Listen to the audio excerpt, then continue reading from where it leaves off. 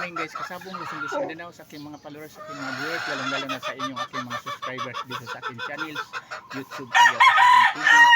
Sa umaga na ito ngayon, nandito naman ako sa isa kaparte ng lagayan ng manok ko. Magbigay naman ako ng konting tips, advice sa inyo sa pagpili sa mamanukin natin na padamihin natin linyada sa isa kamanok.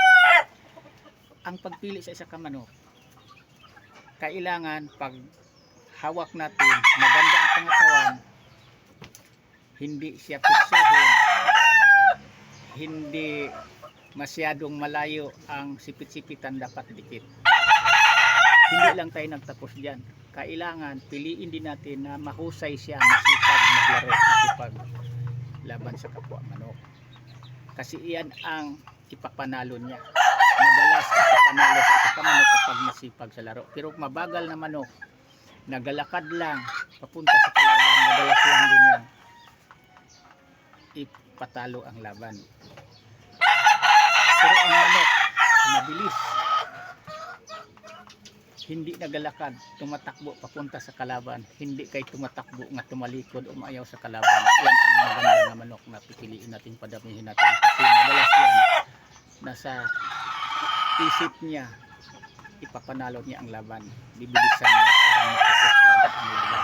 Yan totoo, walang pinagkaiba ito sa naglaro ng basketball. Kapag mabagal kang magdala ng bola, mag-dribble, maagawan ka lang sa kalaban mo, matatalo ka sa laban. Kapag yan ang ikinilos mo, magpabagal-bagal ka.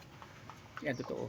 Ganon din dito sa manok. Kung mabagal maglaro, naglalakad lang isa ka manok, malayo sa panalo.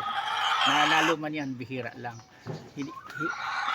Mas advantage sa ikumpara mo sa manok na mahusay, mabilis kumilos, masipag.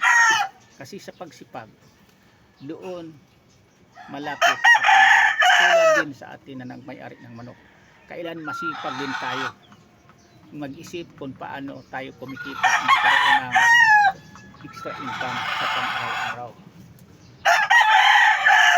Kasi ang taong masipag din sa trabaho, malapit din ang grasya sa kanya.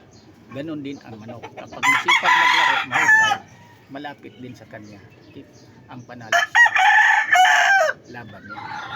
Walang pinagkaiba dito sa nagbasketball, naglaro ng basketball, kahit anong laro man yan, volleyball, hindi pwede nga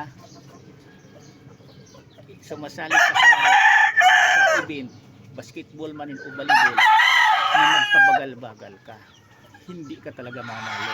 Ang totoo. Kaya dito sa pagpili ng manok, pinaka-importante dito, hindi lang quality, kailangan ang performance na nagpanalo.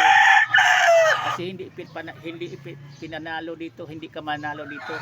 Pinanalo dito ang kapugian sa manok, pero sa manok ang ipinanalo dito ang kahusayan. Mahusay siya, masipag. Yan ang kapanalo niya. Yan ang habol sa isa kamanok, sa isa kalinyada. Kasi hindi pwede dito nga pagdating sa laro magpabagal-bagal ka. Anong bagay na yan? At sa trabaho, yung iba na masipag, mabilis gumawa, ang dami nang natapos, ikaw wala pa natapos kahit isa. Napag-iwanan ka talaga. Ganon din dito sa pagmamanok, sa pagpipili. Para hindi tayo mapag-iwanan sa kapwa natin nag-alagad manok, nagpapalahi, piliin din natin ang manok na ang mga katangian na sa kanya din ang lahat. Quality na, mahusay, mabilis, masipag maglaro. Yan ang pinakamahalaga dito sa pagpili sa isa kamanok na mamanukin natin, padamihin natin. Yan lang, hanggang dito muna ako. Bukas uli naman, ibang topic ipapaliwanag ko sa inyo. Maraming salamat sa inyo lahat. Bye-bye.